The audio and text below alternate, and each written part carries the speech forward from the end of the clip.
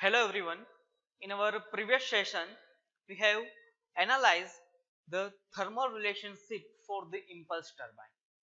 I mean to say, in our previous session, we have covered the different equation, okay, like efficiency of turbine, then after power produced by the turbine, work done equation, and so on. So now, in today's session, I would like to brief you the numerical of impulse turbine. So whatever the equation that we have derived in our previous session, we need to apply it over here to analyze the turbine performance. So let's begin with the today's session.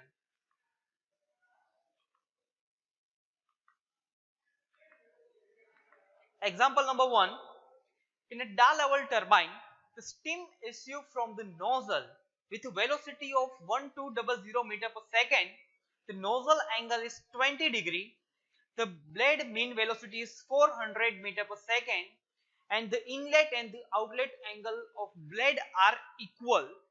The mass flow rate of steam flowing through the turbine is 1000 kg per hour. We need to calculate the blade angle, then after relative velocity of steam leaving the blade, then after tangential force on the blade, then after power developed, blade efficiency. And here we need to consider the blade velocity coefficient as 0.8. Okay. So now how to solve this type of example? To solve this type of example, we need to plot velocity triangle. We need to plot velocity triangle. So in a given data, we have a velocity of blade with us, that is 400 meter per second, and the velocity of steam coming out from the nozzle is 1200 meter per second. So as per our designation, velocity of blade is CBL, that is 400 meter per second, and the velocity of steam is 1200 meter per second, that is C1. C1 and CBL is given in data. Then after here we have nozzle angle is 20 degree.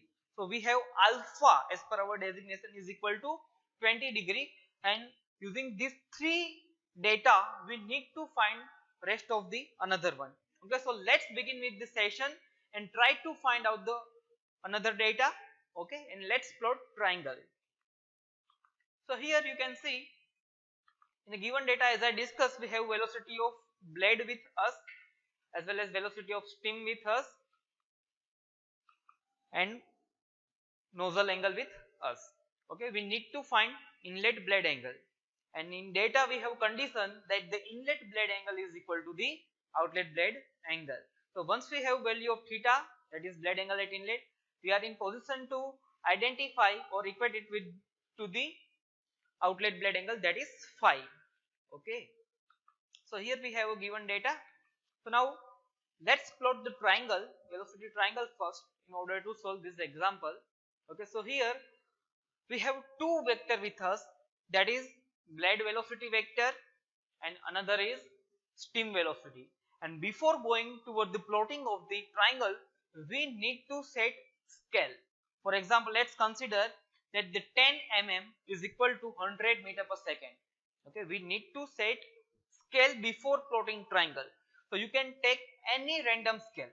Okay, just for example, 10 mm is equal to be 10 mm is equal to be 100 meter per second. Okay, you can take anyone, you have fully freedom, okay, to take any scale. So here first of all we need to plot one vector that represent the velocity of blade.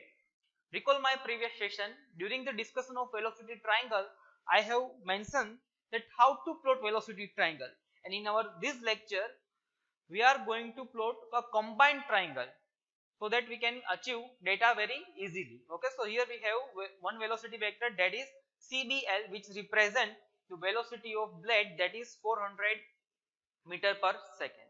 Now we have alpha with us, that is nozzle angle, as well as C1 with us, that is velocity of steam, and it is 1200 meter per second. So we need to plot one vector at an angle of alpha which represent the magnitude of 1200 meter per second. So here we have this vector. Okay, now we know that how to plot the resultant vector. Resultant vector is the vector that connect the CBL and C1. So here we have this vector with us. Now the vertical component of C1 is known as flow component of velocity at inlet, and horizontal component of C1 is known as whirl component. Okay, so here we have one horizontal vector, one vertical vector. Okay, now here we have angle phi, the angle that is made by the relative velocity with respect to horizontal line is known as blade angle at inlet. So in data we need to find the blade angle at inlet.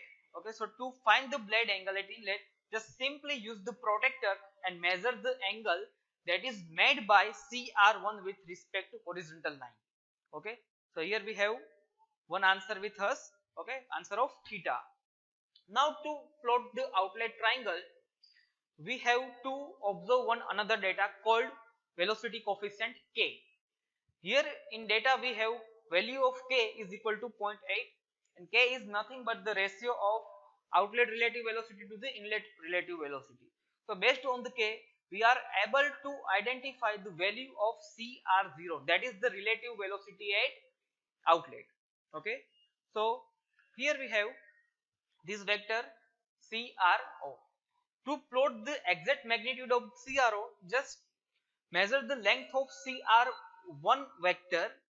Okay, from the measurement try to convert it into the meter per second. For example, our scale is, let's say, 10 mm is equal to be 100 meter per second, and for example here the length of the CR1 is, let's say, 20 mm. So you can say the magnitude of CR1 is equal to be 20 multiplied by 100 meter per second. Likewise, you are able to find the magnitude of CR1 as per your scale. Okay, and once we have value of CR1 with us, we can identify the value of CR0 from the blade velocity coefficient k. Okay, because k is the ratio of CRO divided by CR1.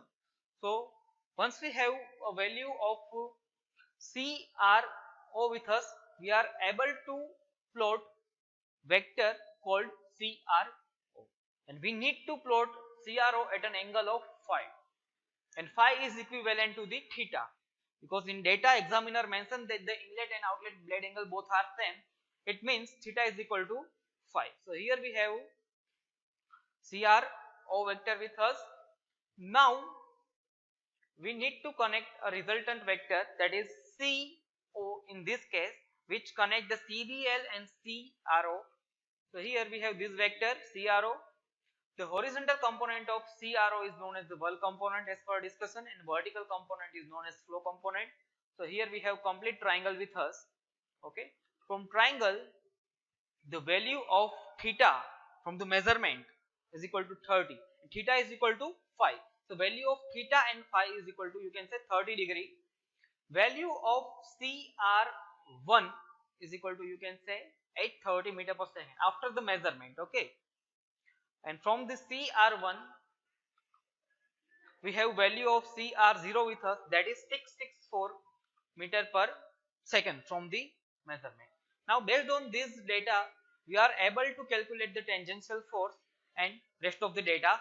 So let's say we have derived the formula for the thrust force, or you can say tangential force, that is mass flow rate of steam multiplied by CW1 plus CWO. Okay, to identify the value of CW1 plus CWO, just measure the line. Okay, length of line I mean to say in velocity triangle, and from the measurement here we have CW1 plus CW0 is equal to be 1310 meter per second. Mass flow rate of steam is with us, that is 1000 kg per hour. So convert into second. Okay, so you need to divide 1000 with 3600. Okay, so and based on calculation the value of tangential force is equal to 363.8 Newton. Okay, clear to all? Try to calculate, okay, and try to plot velocity triangle correctly. Then and then you get idea about this example. Okay, the next one is power develop. Power develop is nothing but tangential force multiplied by velocity of blade.